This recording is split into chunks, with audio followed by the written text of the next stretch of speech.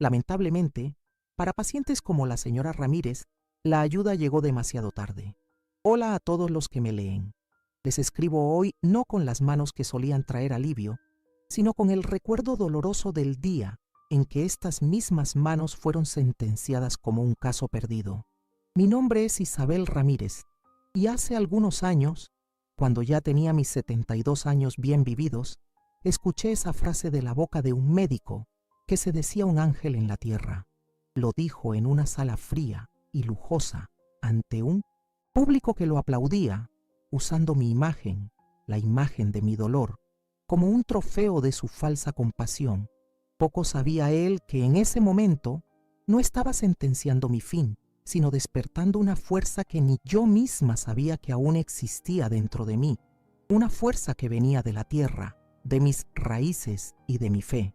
Antes de seguir contando cómo llegué a ese punto y lo que sucedió después, les pido un pequeño favor.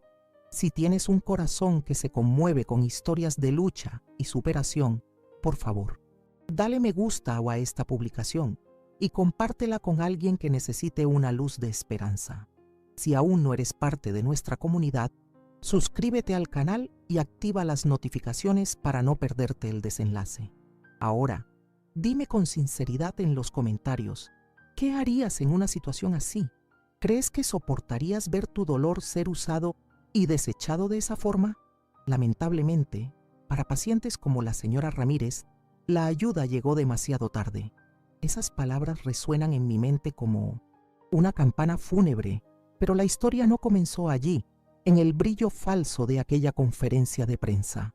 Comenzó mucho antes, en el silencio de mi pequeña habitación en Iztapalapa, un barrio que siempre fue mi mundo. Soy una exenfermera, hoy jubilada. Durante toda mi vida, la gente decía que tenía manos benditas.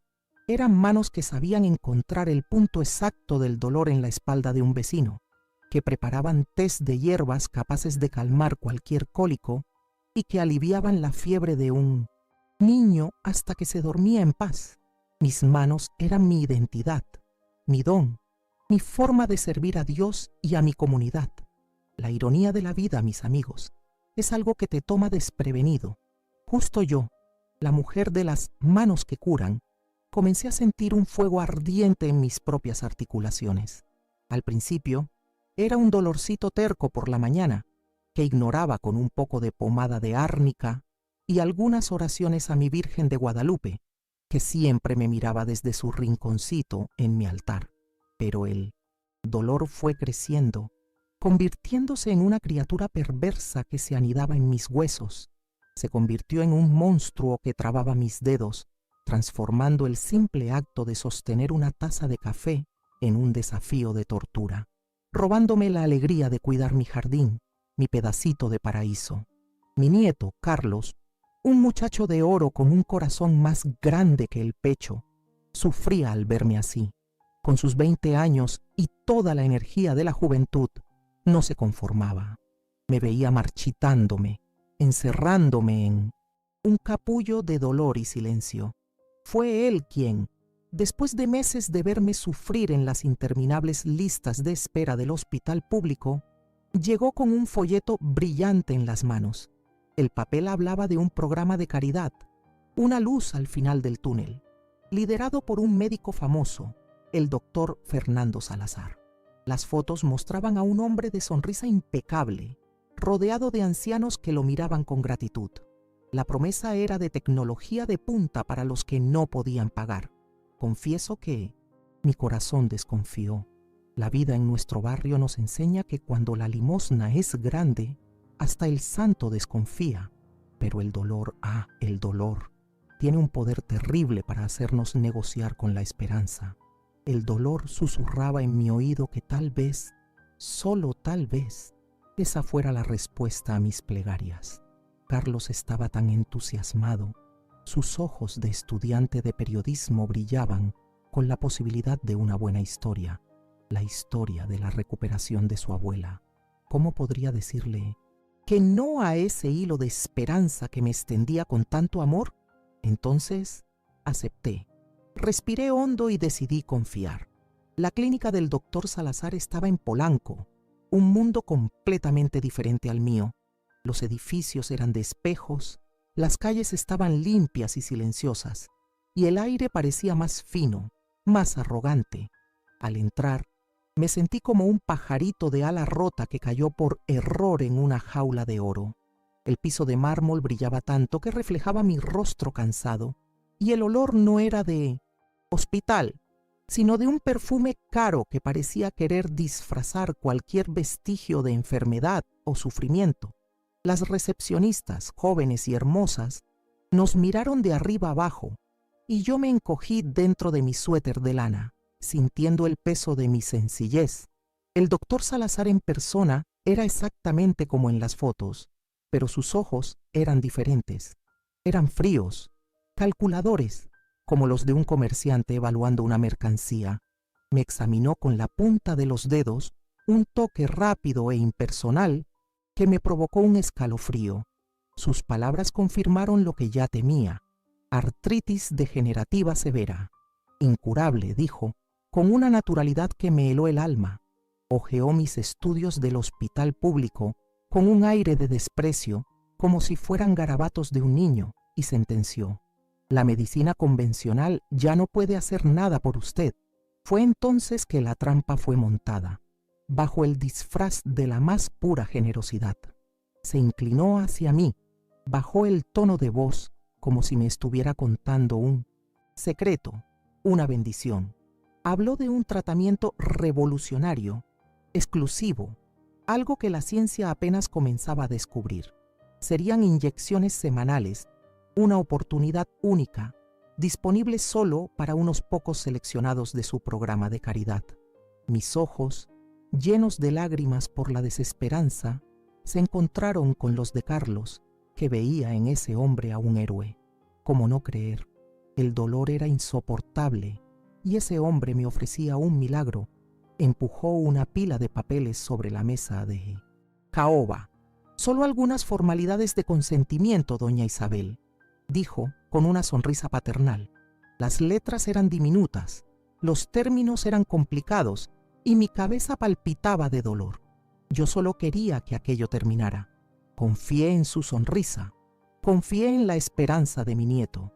Firmé donde él señaló, mi mano temblando no solo por la enfermedad, sino por un mal presentimiento que intenté ignorar. Poco sabía que con esa firma no estaba consintiendo mi cura, sino vendiendo mi cuerpo a su codicia. La primera inyección fue aplicada por una enfermera que no me miraba a los ojos. El líquido era helado y ardió al entrar en mi vena. Esa semana, el dolor no disminuyó. Al contrario, se volvió más agudo, más cruel. Cuando regresé a la clínica, le conté lo que sentía. El doctor Salazar solo asintió con la cabeza, anotando en su tablilla con un interés que, hoy lo sé, era puramente científico. Es una reacción inicial del cuerpo, explicó.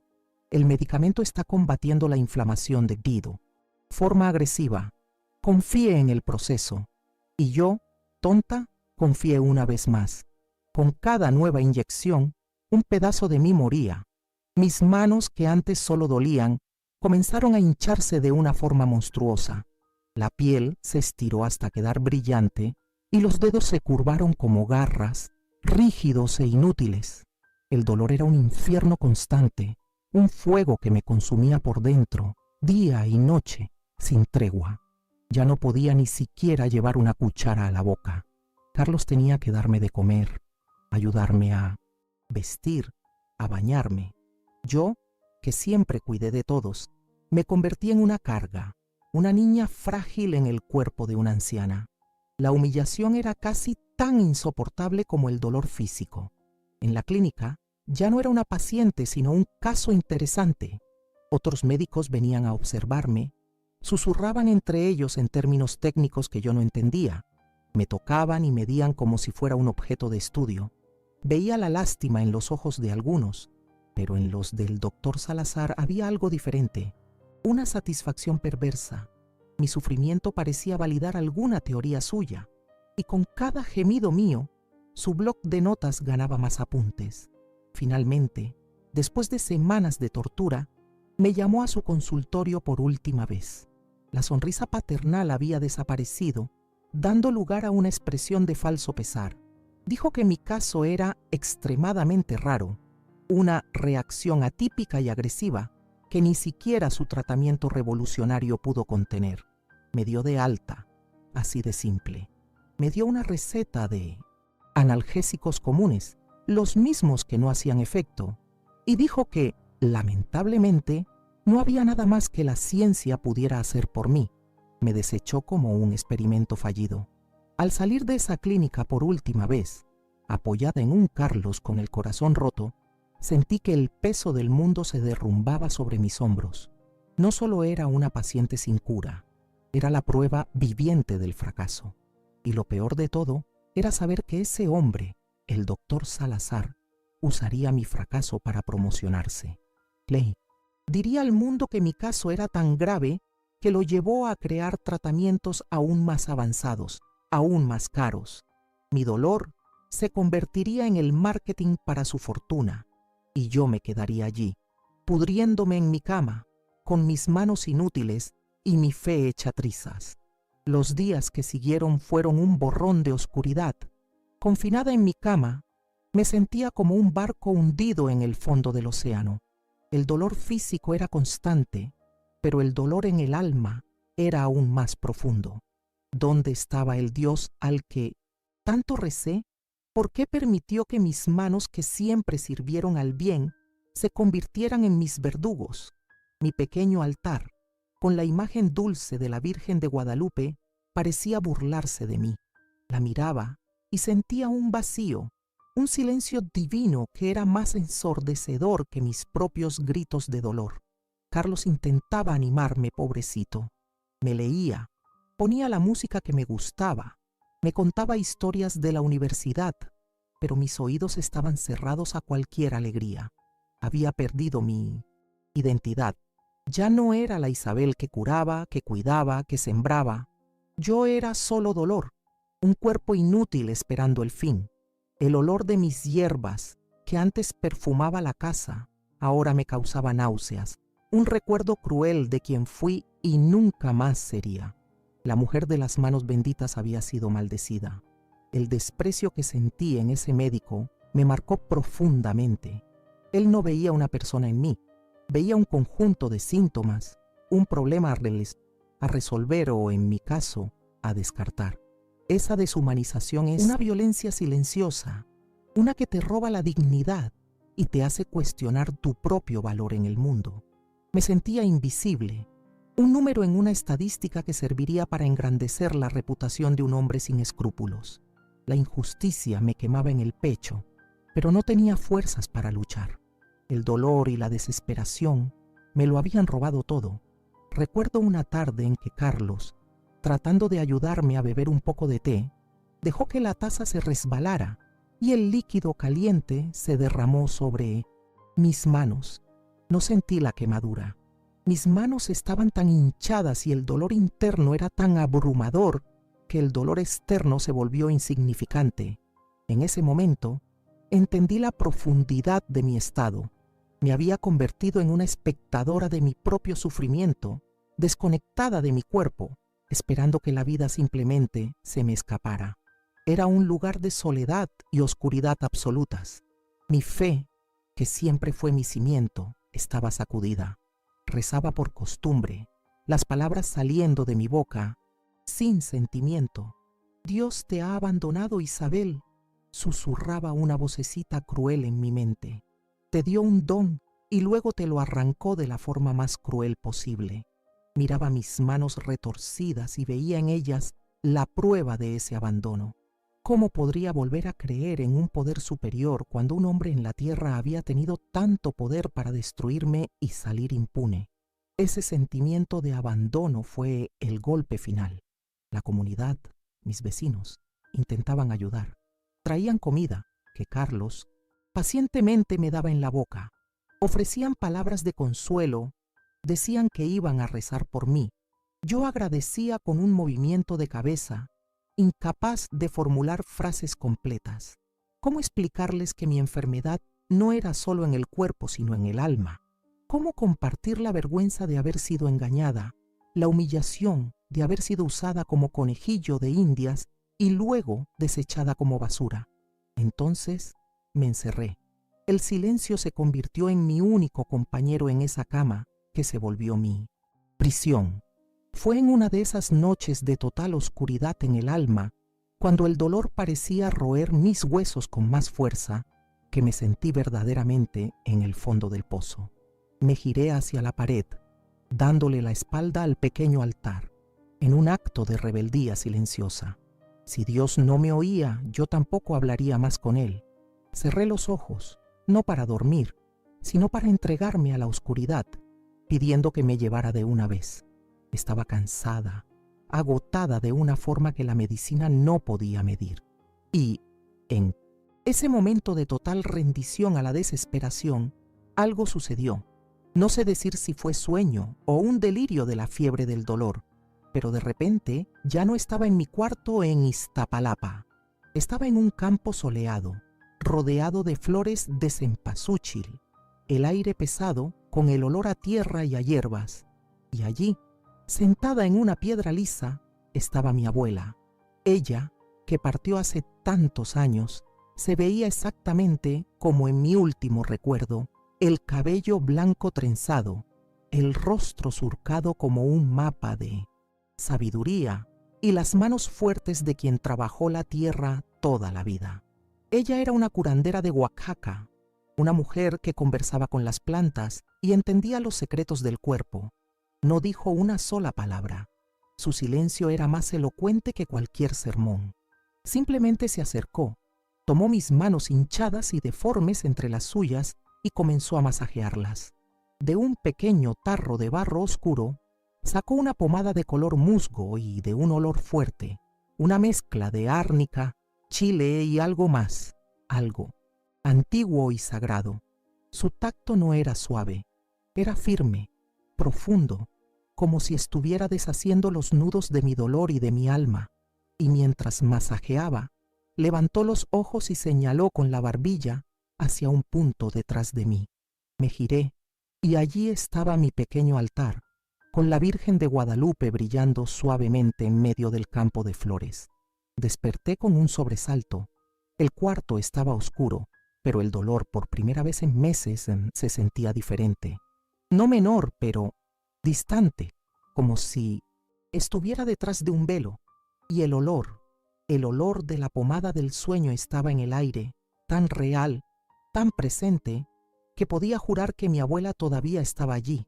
Una claridad súbita, como un relámpago en noche oscura, iluminó mi mente.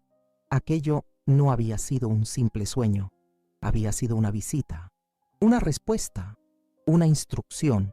La desesperación que me ahogaba dio paso a una chispa, una pequeña brasa de propósito que no sentía hacía mucho, mucho tiempo. «Carlos», llamé, mi voz ronca Jesús. por él. «Mijo, ven acá, por favor». Entró al cuarto en un instante, los ojos preocupados de siempre, pero al verme se detuvo. Sé que vio algo diferente en mi rostro, porque su expresión cambió de preocupación a sorpresa. «¿Abuela? ¿Está bien?». Ignoré la pregunta. «Debajo de mi cama, mijo, hay una caja de madera vieja y polvorienta. La caja de la abuela. Tráemela, por favor». Dudó por un segundo, quizás pensando que el dolor me estaba haciendo delirar, pero obedeció. Se arrastró por el suelo y sacó la caja. Estaba cubierta con el polvo de los años de olvido. Era la caja donde guardaba los remedios y los recuerdos de mi abuela, algo que no tocaba desde que mis manos comenzaron a traicionarme. Ponerla sobre la cama fue un esfuerzo para él. Intenté abrirla, pero mis dedos eran inútiles, garras inmóviles. La frustración me subió a la garganta, pero Carlos, con delicadeza, sostuvo mis manos y dijo: «Deja, yo lo hago, abue».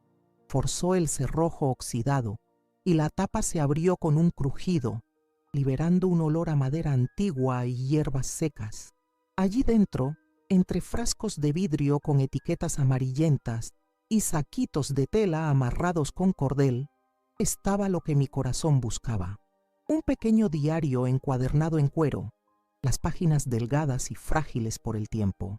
Era el diario de recetas y anotaciones de mi abuela. Carlos lo tomó con el cuidado de quien sostiene una reliquia y lo puso en mi regazo. Con su ayuda, que pasaba las páginas con una delicadeza infinita, comencé a buscar. Mis ojos pasaban por recetas de jarabes para la tos, tés para el estómago, emplastos para heridas, hasta que la encontré. Ahí estaba, pomada para el dolor que traba los huesos. Los ingredientes eran los mismos de mi sueño: el árnica, el chile de árbol, el aceite de copaiba. Era la receta. Sentí un escalofrío recorrer mi espalda. Era real. El sueño me había dado la cura. Pero entonces, cuando Carlos iba a pasar la página, algo me llamó la atención. Una pequeña anotación en el margen, hecha con una caligrafía un poco temblorosa, como si hubiera sido escrita con urgencia. Eran palabras que lo cambiarían todo. Cuidado con el aceite de serpiente moderno, decía la nota. El dolor que no es de la naturaleza muchas veces viene de la aguja del hombre codicioso. El veneno que paraliza puede ser neutralizado por la misma planta que alimenta a la serpiente. Leí las palabras 2, 3 veces. Aceite de serpiente moderno. La expresión era antigua. Significaba una cura falsa, un fraude. Aguja del hombre codicioso. La imagen del doctor Salazar y su jeringa helada invadió mi mente con una claridad aterradora. Un rompecabezas comenzó a armarse en mi cabeza. En ese instante, como si una puerta cerrada en mi memoria fuera derribada, recordé algo que mi mente, nublada por el dolor, había descartado: el frasco de la inyección. Recordaba a la enfermera sosteniéndolo contra la luz, y leí la etiqueta rápidamente antes de que aplicara la aguja en mi brazo. Las palabras volvieron a mí, nítidas y claras. Carlos, dije, mi voz firme asustándome a mí misma. Agarra tu computadora, rápido, busca un medicamento. El nombre es Neuroblock Forte.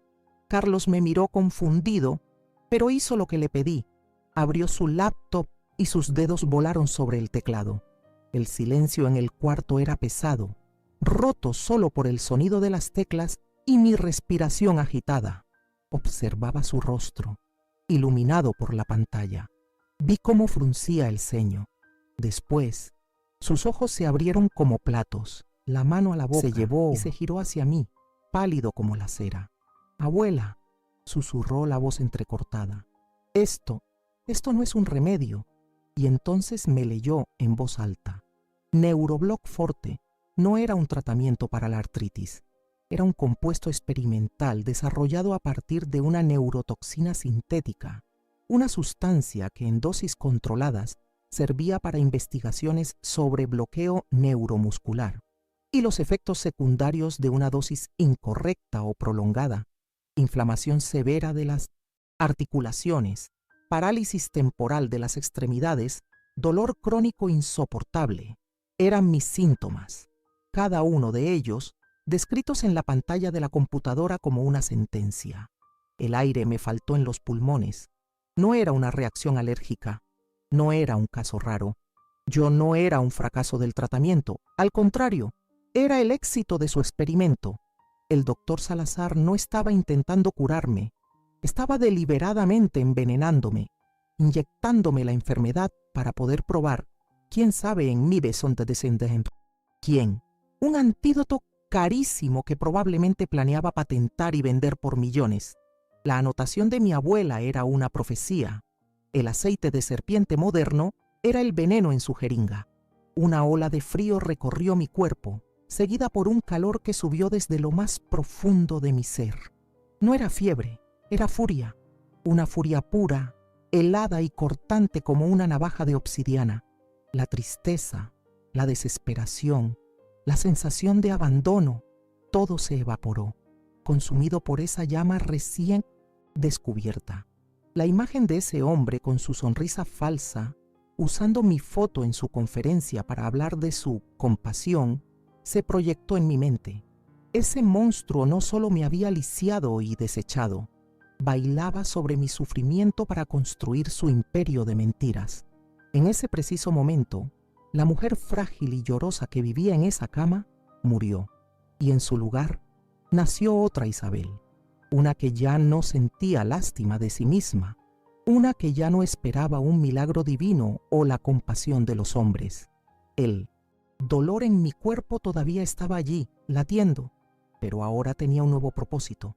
Ya no era mi sentencia, era mi prueba, era la principal evidencia en el juicio que yo misma haría contra Fernando Salazar. Carlos, dije, y mi voz no tembló. Era la voz de la antigua enfermera, la voz de mando que usaba en emergencias. Escúchame con atención. No se va a salir con la suya. No lo vamos a permitir. Mi nieto me miraba con una mezcla de asombro y admiración. Estaba viendo a la abuela que creía haber perdido para siempre, pero transformada. La matriarca, la guerrera, la leona defendiendo no solo a su cría, sino su propio honor. Se acercó, tomó mi mano hinchada con un cuidado renovado. ¿Qué vamos a hacer, abue? Él es poderoso, rico. Su voz todavía tenía un rastro de miedo, la intimidación del joven estudiante ante el gigante. Apreté su mano con la poca fuerza que tenía. Su poder viene del dinero y de la mentira, mijo. Nuestro poder vendrá de la verdad. Y la verdad, Carlos, es más fuerte que cualquier veneno. Ahora agarra el diario de mi abuela. Tenemos una pomada que hacer. La cura de mi cuerpo será la primera arma de nuestra guerra. Mi fe, que pensé que estaba muerta y enterrada, renació esa noche. Pero era una fe diferente. Ya no era la fe pasiva de quien espera de rodillas. Era la fe activa de quien entiende que Dios nos da las herramientas, pero somos nosotros quienes tenemos que construir, que luchar. El sueño, el diario, la anotación de mi abuela, eran las herramientas. Y la Virgen de Guadalupe, en mi altar, ya no me miraba con lástima, me miraba con la complicidad de una madre que ve a su hija levantarse para pelear. Esa noche, recé de una forma que nunca antes había rezado. No pedí que el dolor se fuera, pedí fuerza para soportarlo. No pedí un milagro, pedí astucia para planear la caída de un hombre malo. No pedí paz, pedí justicia. Y le prometí a mi abuela, donde quiera que estuviera, que la sabiduría que me dejó en un diario polvoriento no sería en vano. Las manos de ella curaron a través del tiempo, y las mías, incluso rotas, iban a exponer la verdad. La estrategia comenzó a formarse en mi mente, clara y meticulosa como un plan de batalla. Cada paso, cada movimiento, cada pieza del rompecabezas. Ya no era una víctima indefensa, me convertí en una general. Mi cama ya no era una prisión, era mi cuartel general, y mi ejército era pequeño, compuesto solo por mí y mi nieto, pero estábamos armados con algo que el doctor Salazar, en 1900, toda su arrogancia jamás podría comprar: la verdad y la furia de una mujer que ya no tenía nada que perder. La primera orden en mi nuevo cuartel general fue clara y directa: comenzar mi propia curación. Ignoré el frasco de analgésicos inútiles que yacía en mi buró como un ídolo caído. En cambio, guié a mi nieto paso a paso por los secretos del diario de mi abuela. Él, con sus manos jóvenes y firmes, se convirtió en la extensión de las mías. Molió las hojas secas de árnica en un molcajete de piedra, picó el chile de árbol con los ojos llorosos por el picor y mezcló todo con el aceite de copaiba, calentando la mezcla a fuego bajo, exactamente como las instrucciones mandaban. Nuestra pequeña cocina, que por meses olió a desinfectante y a la tristeza del cuarto de un enfermo, volvió a tener vida.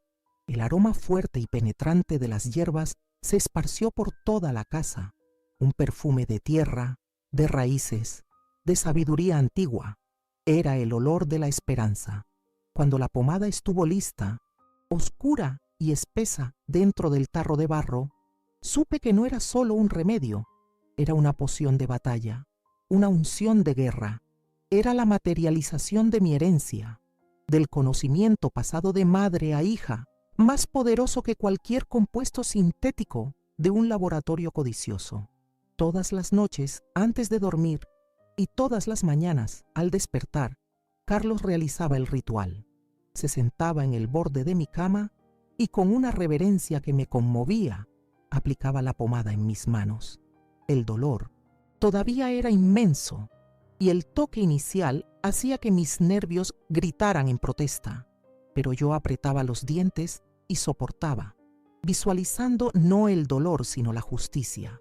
Imaginaba cada partícula de esa pomada como un pequeño soldado, luchando contra el veneno que corría en mis venas, limpiando, purificando, reconstruyendo lo que el hombre había destruido. Y entonces, después de casi una semana de aplicación religiosa, sucedió. Era una mañana gris y yo miraba mis manos con la misma desesperanza de siempre, pero algo era diferente. La hinchazón alrededor de las articulaciones de mi dedo índice parecía menor, una reducción casi imperceptible que cualquier otra persona no notaría, pero yo la noté. Dudando, concentré toda mi fuerza de voluntad en ese dedo. Intenté moverlo solo 1 milímetro y tembló. Un espasmo minúsculo, casi invisible, pero fue un movimiento. Las lágrimas brotaron de mis ojos, pero esta vez no eran de dolor, eran de victoria. «Carlos, la cámara, rápido», grité, la voz llena de una urgencia que no oía desde hacía meses. Corrió, tomó su celular y entendió de inmediato. A partir de ese día, se convirtió en mi cronista, el documentalista de mi resurrección. 2 veces al día grababa.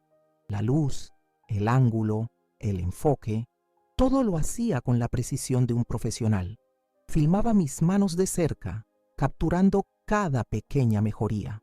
La disminución de la hinchazón, el regreso del color rosado a la piel, el primer dedo que logré doblar, el primer espacio que se abrió entre el pulgar y el índice.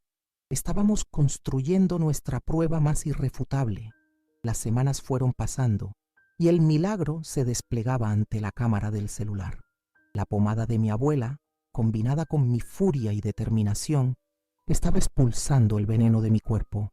Pronto logré cerrar la mano en un puño débil. Después, pude sostener un tenedor, torpemente como un bebé, pero lo hice. Cada pequeño logro era una batalla ganada, celebrada con lágrimas y abrazos apretados.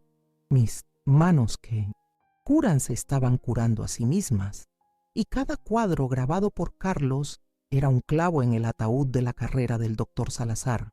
Cuando recuperé movimiento suficiente para sostener una taza sin derramarla, supe que era hora de la segunda fase del plan. «Carlos, nuestra historia es poderosa, pero necesitamos más», le dije una noche, mientras analizábamos los videos de mi progreso. «Necesitamos demostrar que no soy la única. Necesitamos a alguien de adentro, alguien que confirme nuestra sospecha y nos dé las pruebas de que hizo esto con otros». La venganza no era solo por mí, era por todos los viejitos que él desechó. Cerré los ojos y rebobiné los recuerdos de esa clínica fría, buscando un rostro. Y lo encontré. Una joven fisioterapeuta, de ojos grandes y expresivos. Elena. Me acordé de ella. Mientras los otros médicos me trataban como un objeto, ella me miraba con una tristeza genuina, una compasión que no podía disimular. Había una decencia en ella, una luz que no encajaba con la oscuridad de ese lugar. Encuentra a la fisioterapeuta, Carlos. Se llama Elena. Mi instinto me dice que ella nos escuchará. Mi nieto, que cada día se transformaba de un joven estudiante en un valiente investigador, aceptó la misión. Pasó 2 días observando la rutina de la clínica, anotando los horarios de Elena. Planeó el encuentro para que pareciera una casualidad. La esperó cerca de una cafetería donde ella solía parar después del trabajo. Verlo partir esa tarde, con la mandíbula apretada de determinación, llenó mi corazón de un orgullo que apenas cabía en mi pecho. Mi muchacho estaba luchando por mí, por nosotros. La abordó con la inteligencia que yo sabía que poseía. No llegó acusando, sino como un nieto preocupado buscando una segunda opinión. Habló de la recuperación milagrosa de su abuela, a quien los especialistas habían desahuciado. Midió sus palabras, observando cada reacción de ella. Mencionó el programa de caridad y preguntó con una falsa ingenuidad si otros pacientes Mayores también habían tenido reacciones tan malas al tratamiento del doctor. Vio la vacilación en sus ojos, la forma en que desvió la mirada. Sabía que había tocado la herida. El golpe de maestro fue cuando sacó el celular. «Mira, no quiero quitarte mucho tiempo», le dijo, «pero solo para que entiendas de lo que hablo». Le mostró un video de 30 segundos que él mismo había editado. Comenzaba con la imagen impactante de mis manos en el peor momento de la hinchazón, seguida de una escena de esa misma mañana, donde yo lograba con esfuerzo pasar una página del diario de mi abuela. Los médicos dijeron que era imposible, concluyó en voz baja. Empezamos a usar una pomada casera. Raro, ¿no crees? Esa imagen fue la chispa que encendió el valor de Elena. Le confesó a Carlos que su corazón había estado apesadumbrado durante meses.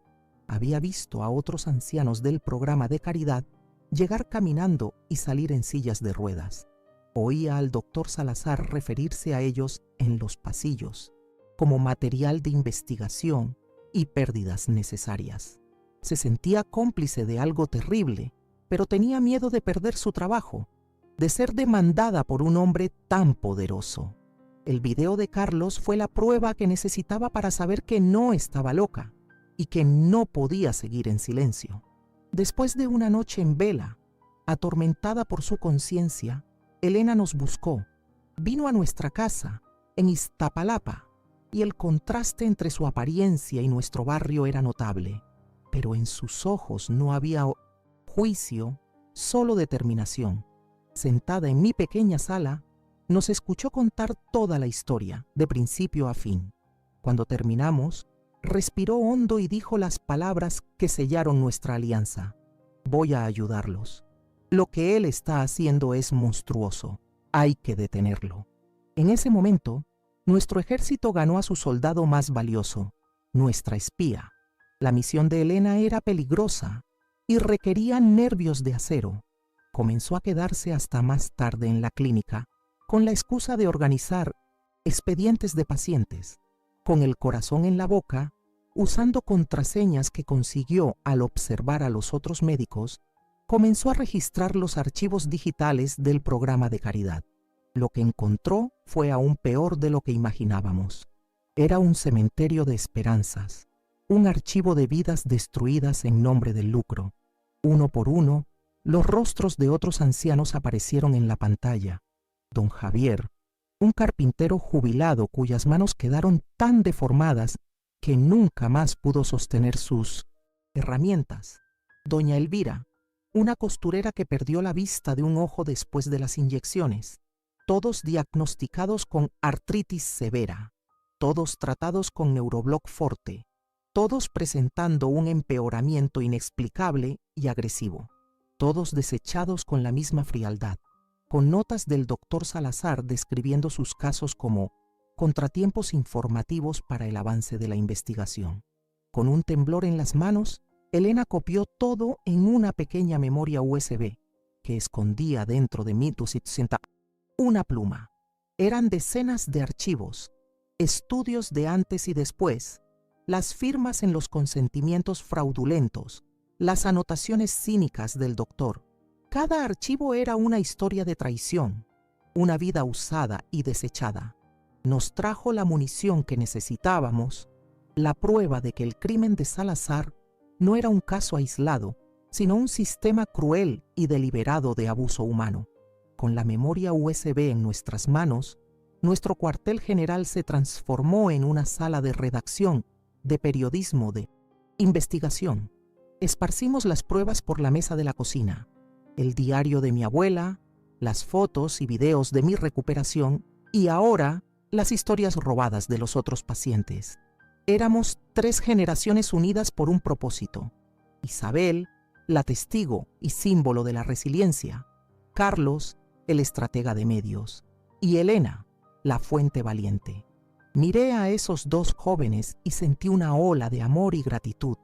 En mi peor hora, la vida me había dado los mejores aliados. Carlos pasó noches en vela en su computadora transformando esa montaña de datos brutos en un arma. Editó un video. Era corto, de solo 3 minutos, pero era devastador.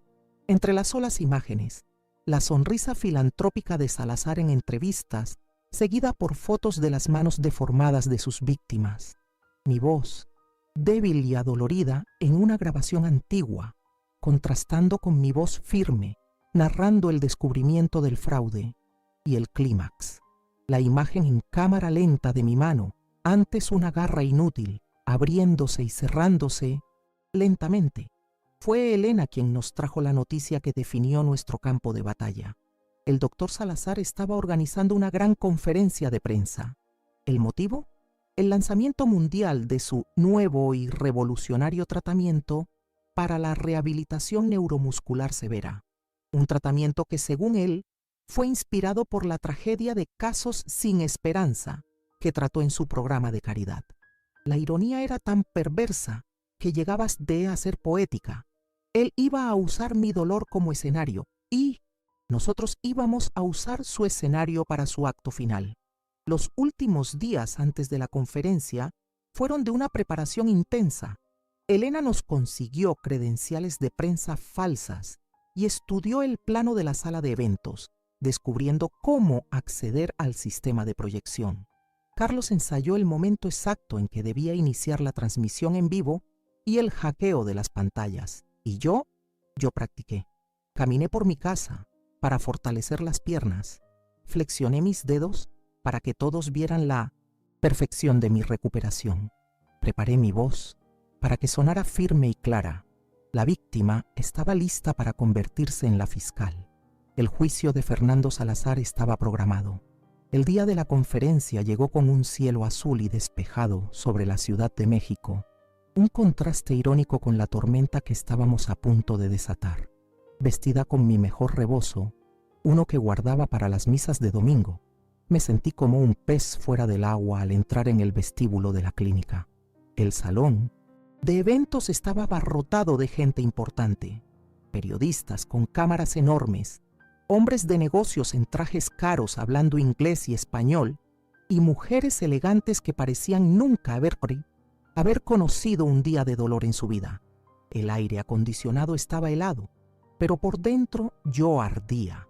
Carlos me sostenía del brazo, su mano firme en la mía, y Elena nos lanzó una mirada discreta desde el otro lado del salón, un gesto casi imperceptible. Encontramos nuestros lugares en el fondo como estaba, planeado, escondidos detrás de una columna, meros rostros en la multitud. En el escenario, bajo un reflector cegador, el doctor Fernando Salazar era la personificación del éxito. Hablaba con una elocuencia ensayada, gesticulando con sus manos bien cuidadas, vendiendo su nuevo tratamiento como la segunda venida de Cristo. Hablaba de ética, de su compromiso con los menos afortunados, del dolor de ver a pacientes perderse por enfermedades crueles. Y el público bebía cada palabra, hipnotizado por su actuación de santidad. Yo sentía el veneno en cada sílaba que salía de su boca. La tensión dentro de mí era casi insoportable. Cada latido de mi corazón parecía un tambor de guerra. Observaba el rostro de Carlos, concentrado, su pulgar flotando sobre la pantalla del celular, esperando mi señal. Elena, disfrazada entre los asistentes de la clínica, ajustó la bolsa en su hombro, donde el dossier con las pruebas reposaba, una bomba de tiempo esperando para explotar. Y entonces, el momento que esperaba, el momento que alimentó mi furia por semanas, llegó. Una foto mía, tomada en mi peor momento con el rostro contraído de dolor y las manos como garras, apareció en la pantalla gigante detrás de él. Casos trágicos y sin esperanza como el de la señora Isabel Ramírez, dijo él, su voz goteando falsa compasión, fueron la inspiración para este nuevo método. Una mujer de fe, una buena persona, para quien la ciencia, lamentablemente, hizo una pausa dramática, meneando la cabeza con pesar. La ayuda llegó demasiado tarde. Esa fue mi señal. El insulto final. La mentira descarada dicha sobre mi imagen, sobre mi sufrimiento, para un público que aplaudía. Respiré hondo. Me solté del brazo de Carlos y comencé a caminar. ¿Está seguro de eso, doctor? Mi voz, amplificada por la acústica del salón, sonó firme y clara. cortando el silencio respetuoso como un cuchillo. Un murmullo recorrió la sala. Las cabezas se giraron. El doctor Salazar dejó de hablar con los ojos entrecerrados, tratando de localizarme en la penumbra. Las puertas del fondo del salón, que un cómplice de Elena había abierto, se abrieron de par en par, iluminándome contra la luz del pasillo. Caminé por el pasillo central, paso a paso, con la dignidad de una reina reconquistando su trono. El shock en el rostro de Salazar fue mi primera victoria. Su boca se abrió y se cerró como la de un pez fuera del agua. Me reconoció, pero no podía procesar lo que veía. La mujer frágil y destruida de la foto, en la pantalla estaba allí, de pie, caminando hacia él sin ayuda, con la barbilla en alto. Llegué a una distancia de pocos metros del escenario y me detuve. Levanté mis manos para que todos las vieran bajo la luz de los reflectores. Abrí y cerré los dedos, lentamente, perfectamente. El murmullo en la sala se transformó en un alboroto de asombro. A mi lado, Carlos levantó el celular y supe que el mundo estaba viendo en vivo. Antes de que Salazar pudiera articular una sola palabra, antes de que sus guardias de seguridad pudieran reaccionar, su rostro en la pantalla gigante parpadeó y desapareció. En su lugar, apareció la imagen de mis manos en su peor estado, seguida de la fecha. Fue el inicio del video de Carlos. El silencio volvió a caer sobre el salón, pero esta vez era un silencio pesado, tenso. La sala entera, todos esos periodistas e inversionistas, estaban atrapados por la narrativa que se desarrollaba en los monitores. Mi historia, contada en imágenes brutales y verdaderas. El vídeo era una obra maestra de justicia poética. Mostraba mis lágrimas, mis manos inútiles, y luego la transición lenta, la hinchazón disminuyendo, el primer movimiento, la primera taza que pude sostener. Mi voz narraba el descubrimiento del veneno, la receta de mi abuela. Y entonces el golpe final, el rostro de don Javier, las manos de doña Elvira, los nombres y las fotos de otras víctimas, uno tras otro, cada uno con la misma historia de empeoramiento inexplicable. El hackeo de Carlos había funcionado a la perfección. Estábamos en todas las pantallas. El caos explotó. Los flashes de las cámaras disparaban como relámpagos en una tormenta. Los periodistas, oliendo la primicia más grande de sus carreras, comenzaron a gritar preguntas. Doctor Salazar, ¿eso es verdad? ¿Qué sustancia inyectó a esos pacientes? ¿Era esto un ensayo clínico ilegal? Salazar estaba blanco como el papel, paralizado, viendo cómo su carrera se desintegraba en tiempo real ante cientos de testigos y miles, en línea. En medio de la confusión, vi a Elena moverse. Con el valor de una guerrera, subió los escalones del escenario, ignorando a los guardias aturdidos. Caminó hacia un reportero de investigación famoso, conocido por su integridad, un hombre que ella y Carlos habían identificado como el destinatario ideal. Sin decir una palabra, abrió su bolsa y le entregó el dossier completo. El reportero miró el contenido, a ella, a mí, y sus ojos se abrieron de par en par. Sabía que tenía oro en sus manos. La escena siguiente fue de pura desintegración. Un hombre de traje caro, que después supe era el representante de una farmacéutica española, se levantó abruptamente. Con el micrófono de un periodista en mano, anunció en voz alta y clara que su empresa retiraba públicamente la oferta de inversión multimillonaria. Fue el primer clavo en el ataúd financiero de Salazar. El castillo de naipes que construyó con el dolor ajeno se estaba derrumbando, carta por carta, ante un público internacional. Su humillación fue televisada, transmitida en vivo, retuiteada y compartida miles de veces en cuestión de minutos. El filántropo, el salvador, el genio de la medicina, fue desenmascarado como el monstruo que realmente era. Intentó balbucear una negación, habló de calumnia, de paciente desequilibrada, pero su voz se perdió en el ruido de los reporteros que que ahora lo rodeaban en el escenario, empujando micrófonos en su rostro, exigiendo respuestas que no tenía. Estaba acorralado, un lobo atrapado en la trampa que él mismo montó. Y entonces, el acto final de nuestra obra. Las puertas del fondo se abrieron de nuevo, pero esta vez no era para iluminarme a mí, eran policías. Carlos, como habíamos acordado, había hecho la denuncia anónima momentos antes de que entráramos, dando la dirección y el motivo: fraude y práctica ilegal de la medicina en curso. Caminaron por el mismo pasillo que yo, pero su propósito era diferente. Subieron al escenario y la multitud de periodistas se abrió para dejarlos pasar. El doctor Salazar, el todopoderoso, se encogió ante los uniformes. Pasaron los meses. Llegó la primavera y con ella, las flores de mi jardín explotaron en colores más vibrantes que nunca. El caso del doctor Salazar se convirtió en un escándalo nacional, luego internacional. Fue condenado. Su licencia fue revocada y la clínica de lujo en Polanco cerró sus puertas. Otras víctimas, animadas por nuestra historia, aparecieron y contaron sus verdades.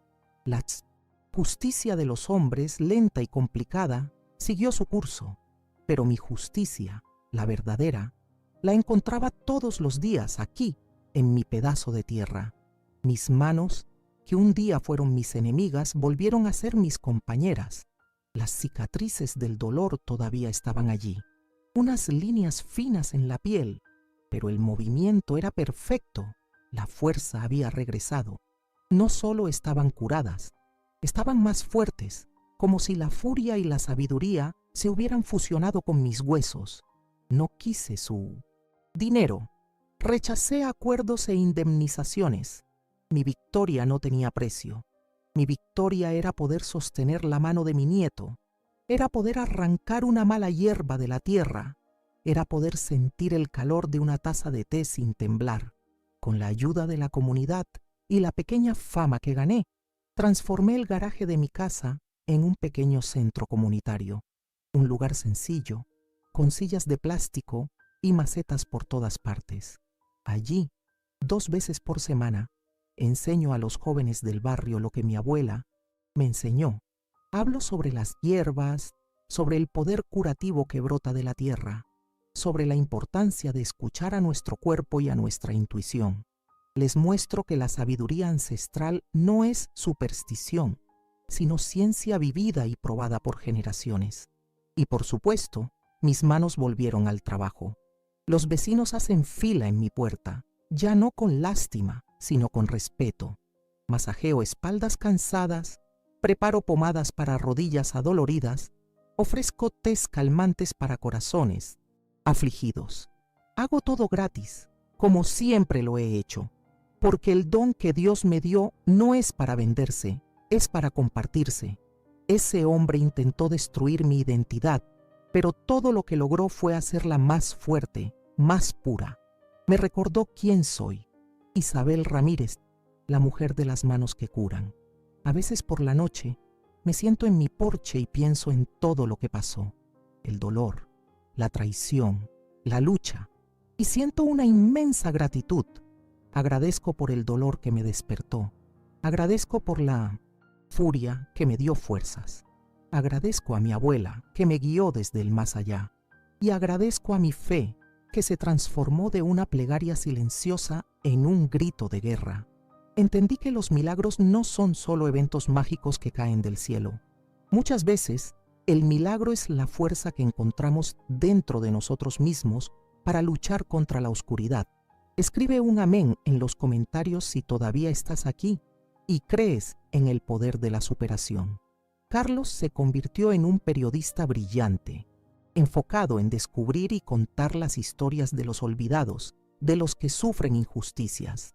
Elena abrió su propia pequeña clínica de fisioterapia, basada en el tratamiento humanizado y en la ética.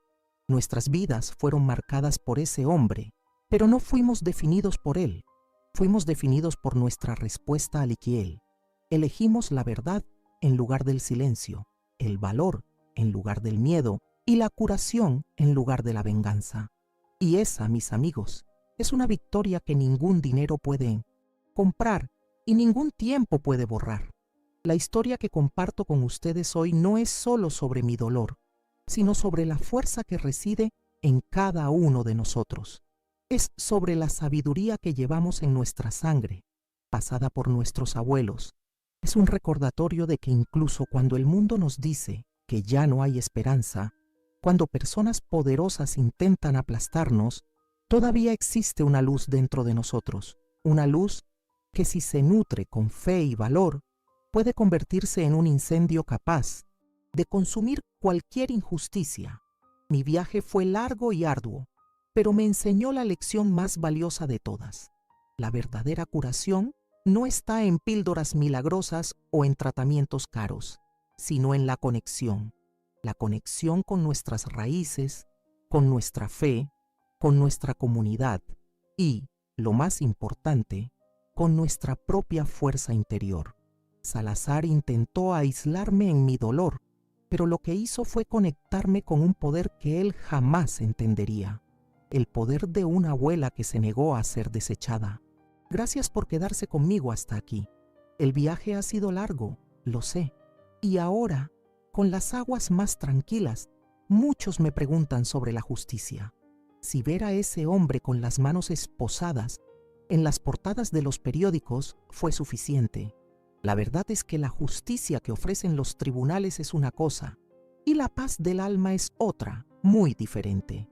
Ver funcionar la ley de los hombres trajo un alivio, sí, una sensación de que el orden del mundo había sido restaurado. Pero la verdadera justicia, para mí, no ocurrió en ese tribunal. Ocurrió la primera vez que pude podar mis rosales sin sentir dolor. Ocurrió cuando un vecino sonrió, aliviado, después de un masaje mío. La justicia, para mí, fue retomar lo que él intentó robarme: mi vida, mi don, mi paz. La historia se corrió por nuestro barrio como el olor del pan caliente por la mañana, y algo curioso comenzó a suceder. La gente que antes corría a la farmacia por cualquier cosita, empezó a tocar a mi puerta, no solo para pedir ayuda, sino para preguntar, para aprender. Doña Isabel, mi abuela solía hacer un té para el insomnio. ¿Usted sabe la receta? Mis papás eran de Veracruz. Ellos usaban una hoja para las quemaduras. ¿Cuál sería? Mi lucha despertó en ellos un recuerdo dormido, una curiosidad sobre sus propias raíces, sobre la sabiduría que todos llevamos en nuestras familias. Recuerdo especialmente a una joven madre, Soledad. Llegó a mi puerta con ojeras profundas, sosteniendo a su bebé que lloraba sin parar, desde hacía días por cólicos. Ya había ido a 3 pediatras, probado todos los remedios de la farmacia y estaba al límite de la desesperación. La invité a pasar, le preparé un té de manzanilla y para el bebé, uno de anís con una gotita de miel. Mientras ella bebía el té, le di un suave masaje en la pancita del pequeño. 20 minutos después, por primera vez en 48 horas, el bebé dormía serenamente en su regazo. Las lágrimas que rodaron por el rostro de Soledad en ese momento valieron más que cualquier indemnización que un juez pudiera concederme. Uno de los días de mayor orgullo de mi vida fue cuando Carlos llegó a casa con un periódico bajo el brazo, y allí, en la primera plana, estaba su artículo, un reportaje de investigación completo, con fotos, entrevistas con otras víctimas, extractos de los documentos que Elena consiguió. Era nuestra historia, contada con la precisión de un periodista y la pasión de un nieto. No solo contó la historia, la honró. En ese momento, ya no vi a mi niño asustado, sino a un hombre que usaba las palabras como armas para defender a los débiles. La semilla de justicia que plantamos juntos se había convertido en un árbol fuerte. Elena me visita con frecuencia. Nos sentamos en mi jardín entre las matas de romero y hierbabuena y conversamos por horas. Me cuenta sobre su pequeña clínica, sobre cómo se asegura de escuchar a cada paciente, de explicar cada procedimiento, de tratar a todos con la dignidad que faltaba en la clínica de Salazar. Dice que yo le enseñé que curar es, ante todo, un acto de respeto, Y yo le digo que ella me enseñó que el valor puede encontrarse en los lugares más inesperados y que los jóvenes idealistas son la esperanza de nuestro mundo. Nuestra amistad, forjada en el fuego de la adversidad, es uno de los tesoros que gané. Ser reconocida en la calle todavía es algo extraño para mí. La gente me detiene en la panadería, en el mercado. Usted es doña Isabel, ¿verdad? Que Dios la bendiga por su valentía. Yo sonrío y agradezco, un poco apenada. No me siento una heroína. Los héroes son figuras de historias lejanas. Yo solo soy una abuela que fue empujada a un rincón y, en lugar de encogerse, decidió defenderse. Si eso es heroísmo, entonces creo que hay un héroe dormido dentro de cada uno de nosotros, esperando solo el empujón correcto para despertar. Mi jardín se ha convertido en mi confidente. Cada planta es una amiga que me cuenta sus secretos. El albahaca, que aleja los malos pensamientos. La ruda, que me protege de la envidia. La lavanda, que calma mi espíritu antes de dormir. Cuidarlas es una forma de meditación. Al hundir mis manos en la tierra, siento la energía del mundo fluyendo hacia mí, limpiándome de cualquier amargura que aún pueda quedar. La recuperación de mi jardín, que quedó abandonado durante mi periodo de dolor, reflejó mi propia recuperación, lenta, trabajosa, pero llena de vida nueva y resiliencia. Volví a leer el diario de mi abuela, pero ahora con otros ojos. Antes solo veía recetas. Hoy leo entre líneas. Leo sobre las sequías que enfrentó, las plagas que combatió, las enfermedades que curó sin tener acceso a hospitales. Leo sobre su fe inquebrantable, su resiliencia silenciosa. Entiendo que el conocimiento que me pasó no era solo sobre plantas, sino sobre cómo sobrevivir, cómo florecer incluso en el suelo más árido. Soy una rama del árbol fuerte que ella fue, y tengo la obligación de seguir creciendo y dando frutos. He reflexionado mucho sobre la palabra veneno. Lo que Salazar me inyectó era un veneno químico, sí, pero la verdadera toxina era su codicia. Su arrogancia era un veneno. La forma en que deshumanizaba a las personas era un veneno. El mundo está lleno de esos venenos que no vienen en jeringas. La falta de compasión, el desprecio por los mayores, la búsqueda de ganancias a cualquier costo. Y aprendí que el mejor antídoto para eso no está en una planta rara, sino en actos simples de bondad, en la solidaridad y en el valor de llamar a la mentira por su nombre. La gente me pregunta si perdoné al doctor Salazar. Es una pregunta difícil. Creo que perdón no es la palabra correcta. Perdonar parece algo que yo le daría a él, un regalo. Y él no merece nada más de mí, ni siquiera un pensamiento. Lo que encontré no fue el perdón, fue la paz. Lo entregué a la justicia de los hombres y a la de Dios. Él ya no ocupa espacio en mi mente ni en mi corazón. Librarme del peso de odiarlo fue el último paso de mi curación. Mi espíritu, ahora, territorio libre de él. Mi relación con mis propias manos ha cambiado para siempre. Antes las veía como herramientas. Ahora las veo como sobrevivientes. Miro las venas saltadas, las manchas de la edad, las líneas finas que marcan mis articulaciones, y veo un mapa, el mapa de una vida de trabajo, de cariño, de dolor y de superación.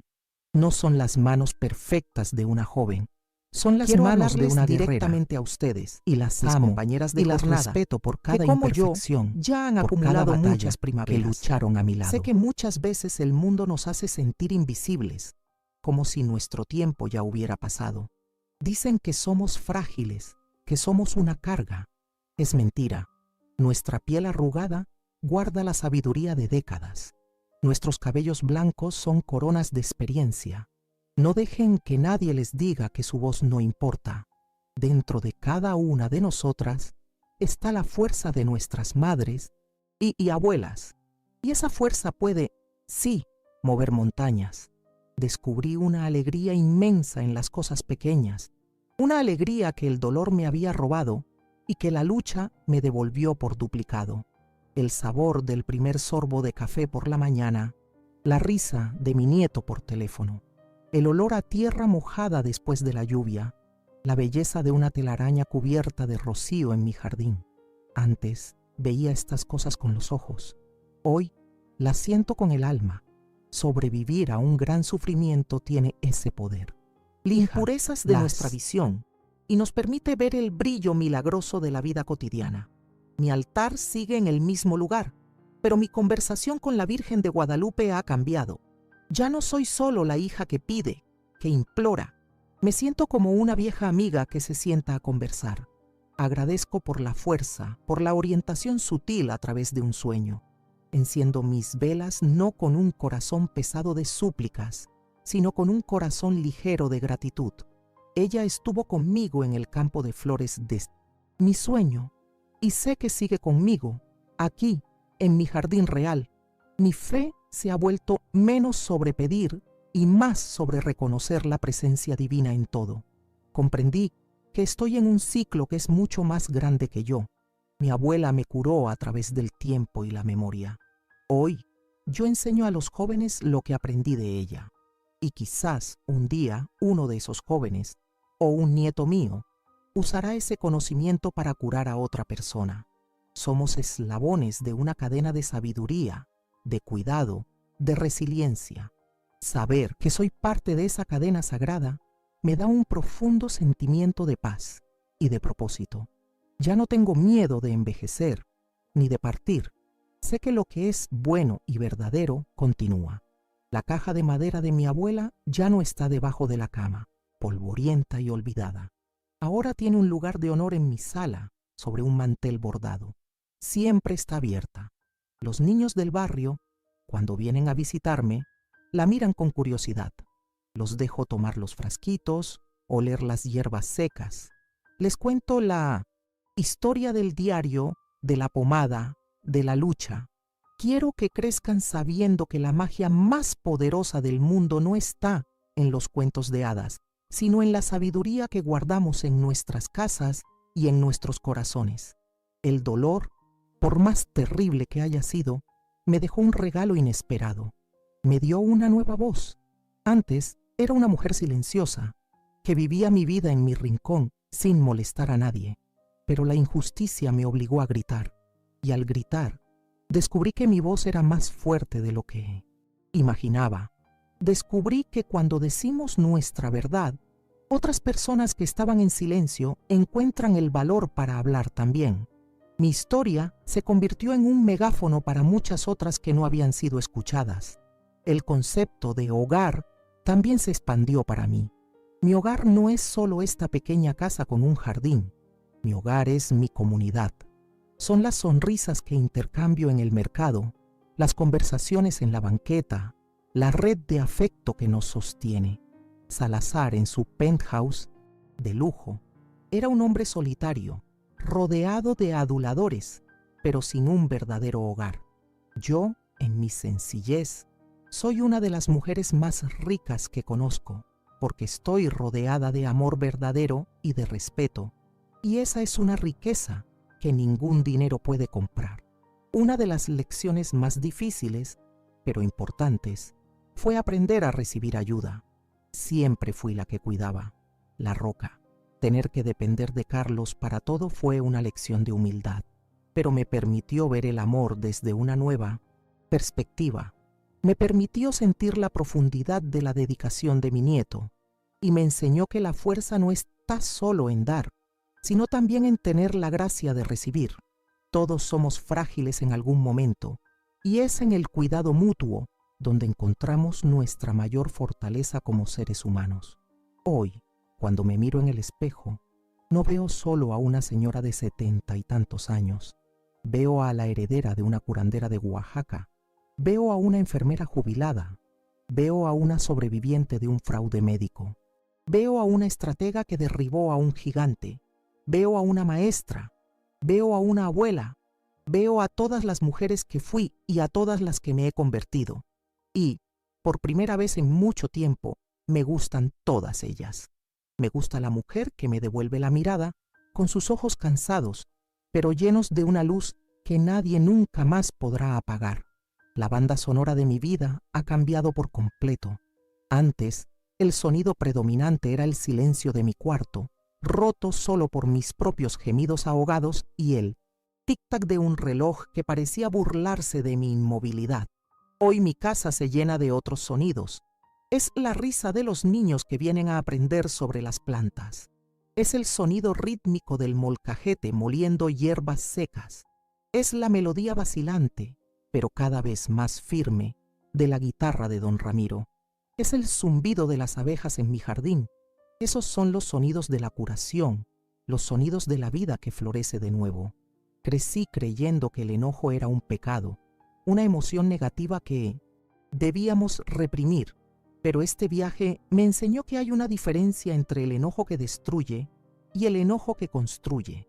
El enojo que sentí por Salazar no era un veneno que me corroía por dentro, era un fuego que me purificaba, era una indignación sagrada, una claridad furiosa que me dio el combustible para luchar. Aprendí que, a veces, el enojo es la respuesta más sana a una injusticia. Es el grito del alma que dice ¡basta! Y ese grito puede ser el comienzo de una revolución. Los objetos de mi casa parecen haber absorbido mis recuerdos. El viejo molcajete de piedra no es solo una herramienta, tiene la energía de mis manos y las de mi abuela. El marco con la foto descolorida de ella no contiene solo una imagen, contiene el espíritu de una guardiana. La pila de periódicos con los artículos de Carlos no es solo papel, es el trofeo de nuestra victoria. Vivo rodeada no por cosas, sino por testigos silenciosos de mi viaje, y su presencia me consuela y me fortalece todos los días. Él, sueño con el campo de cempasúchil, no ha vuelto. En su lugar tengo otro sueño, más sereno y recurrente. En él estoy en mi jardín al atardecer, regando mis plantas, y mi abuela está allí, sentada en un banquito de madera, simplemente observándome. No dice nada, solo sonríe, una sonrisa de orgullo, de aprobación. Es como si me estuviera diciendo, aprendiste la lección, ahora el jardín es tuyo, continúa el trabajo. Despierto de esos sueños con una paz que dura todo el día. La antorcha ha sido pasada. A veces, mi mente divaga y se pregunta, ¿y si nunca hubiera ido a esa clínica? ¿Y si me hubiera quedado en la lista de espera del hospital público? Me habría ahorrado un sufrimiento inmenso, es verdad, pero también me habría ahorrado mi mayor transformación. Ese valle de oscuridad, paradójicamente, fue el lugar donde encontré mi mayor luz. Ese veneno fue lo que me obligó a buscar el antídoto más poderoso, que no estaba en las hierbas, sino dentro de mi propia alma. No me arrepiento, pues el fuego que casi me consume fue el mismo que forjó el acero de mi espíritu. Si hoy me preguntas qué es un milagro, no te hablaré de mares que se abren o de santos que se aparecen. Te diré que el milagro es la terquedad de una semilla que brota en el concreto. Es el valor de una joven como Elena, que arriesga todo por lo correcto. Es la lealtad de un nieto como Carlos. Es la sabiduría de una abuela que resuena a través de las generaciones. Es la increíble capacidad de nuestro cuerpo para luchar por curarse. Los milagros no son excepciones a la regla. Son la regla misma, los pequeños y gloriosos actos de resistencia que la vida realiza todos los días. Nuestra sociedad le teme a la vejez, teme a la fragilidad, a la dependencia. Yo también le temía, pero mi experiencia me enseñó que la vulnerabilidad no es lo opuesto a la fuerza, es un camino hacia ella. Fue cuando me volví completamente dependiente que pude experimentar la profundidad del amor y del cuidado. Ser anciana no es un declive, es un ascenso, es el puesto de observación más alto, desde donde se puede ver el pasado con gratitud, el presente con claridad y el futuro con serenidad. Es un lugar de poder si tenemos el valor de reclamarlo. Después de conocer el veneno más sofisticado y la cura más antigua, puedo decir con certeza cuál es el mayor de todos los medicamentos. No es una pomada, no es una pastilla, no es una inyección, El remedio más poderoso que existe es la conexión. Es lo que nos cura de la enfermedad más peligrosa de todas, la soledad. La conexión con la tierra que nos nutre, con la comunidad que nos apoya, con la historia que nos formó y con la verdad que habita en nuestro corazón. Eso fue lo que me salvó, y es eso lo que puede salvar al mundo. Mi rutina es sencilla, pero cada acto tiene un propósito. Despierto con los primeros pájaros antes de que salga el sol, y agradezco por un día más. Voy a mi jardín, converso con mis plantas mientras las riego, preparo los tés y las pomadas para las personas que vendrán a buscarme. Escucho sus historias, que son tan importantes como sus síntomas. Por la tarde, leo un poco y descanso. Por la noche, ceno con Carlos o simplemente me siento en el porche, en paz. No es una vida emocionante, pero es una vida profundamente real y gratificante. Mi querido Carlos, si estuviera aquí ahora, sostendría su rostro entre mis manos y le diría: tú fuiste las manos de mi curación, mijo. Cuando las mías fallaron, las tuyas estuvieron allí, para darme de comer, para preparar mis remedios, para escribir nuestra verdad. Él pensaba que solo estaba ayudando a su abuela enferma, pero en realidad era el general de campo de nuestra pequeña guerra. Su amor fue la primera pomada que tocó mi alma herida, y el hombre bueno y justo en que se ha convertido es mi mayor victoria. Mi abuela dejó su conocimiento en un diario. Yo elegí un camino diferente. Mi legado no está escrito en papel, sino plantado en personas. Está en la joven madre que ahora sabe cómo calmar a su bebé con té de anís. Está en el adolescente que aprendió a hacer un emplasto para la rodilla raspada de su hermano. Está en don Ramiro, que volvió a enseñar a otros a tocar la guitarra. La sabiduría no debe ser encerrada en un libro, sino vivida, compartida y transformada en acción. Mi legado, espero, será una comunidad un poco más conectada y un poco más sanada. Nunca entendí tan bien la conexión entre el cuerpo y el alma. La pomada de mi abuela fue esencial para curar la inflamación física, el veneno en mis articulaciones. Pero si solo me hubiera curado físicamente y permanecido en silencio, mi alma todavía estaría enferma, envenenada por la injusticia. La lucha por la justicia, la decisión de exponer la verdad, fue la fisioterapia de mi alma. Me enseñó a estirar músculos espirituales que no sabía que tenía. Para una curación completa, el cuerpo y el espíritu deben caminar de la mano.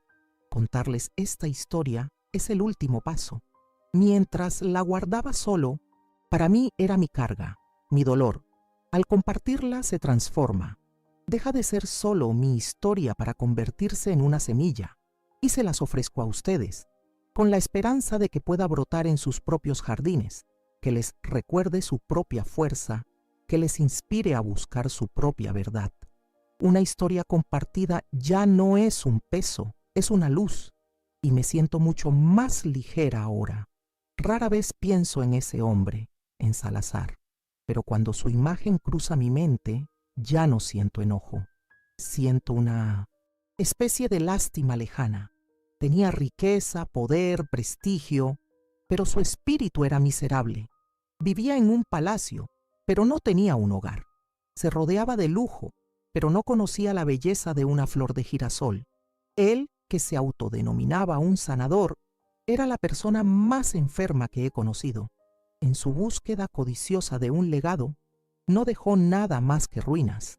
Él era el verdadero caso perdido. Aprendí a amar lo imperfecto.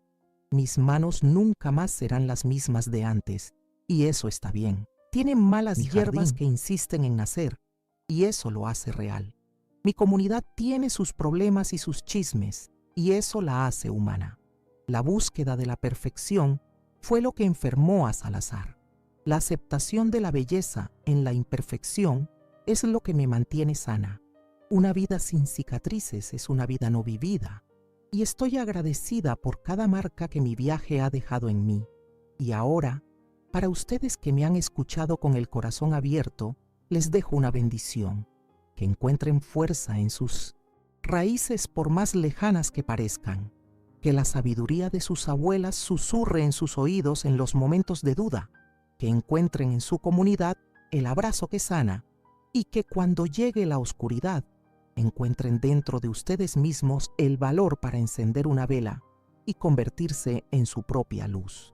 Aquel médico, en la cima de su arrogancia, dijo que para mí la ayuda había llegado demasiado tarde. Hoy sonrío al recordar eso. Tenía razón y estaba equivocado. Su ayuda, la ayuda falsa y envenenada, de hecho llegó demasiado tarde, pues mi espíritu ya estaba listo para luchar. Pero la verdadera ayuda, la que vino de mis recuerdos, de mi fe y del amor de mi nieto, esa llegó en el momento exacto. Llegó en el momento en que más la necesité, no para salvarme, sino para enseñarme a salvarme a mí misma. Así que, si pudiera dejarles un último consejo, sería este: escuchen, escuchen a los mayores, pues sus historias son mapas. Escuchen a su propio cuerpo, pues nunca miente. Escuchen a la tierra, pues ofrece la sanación.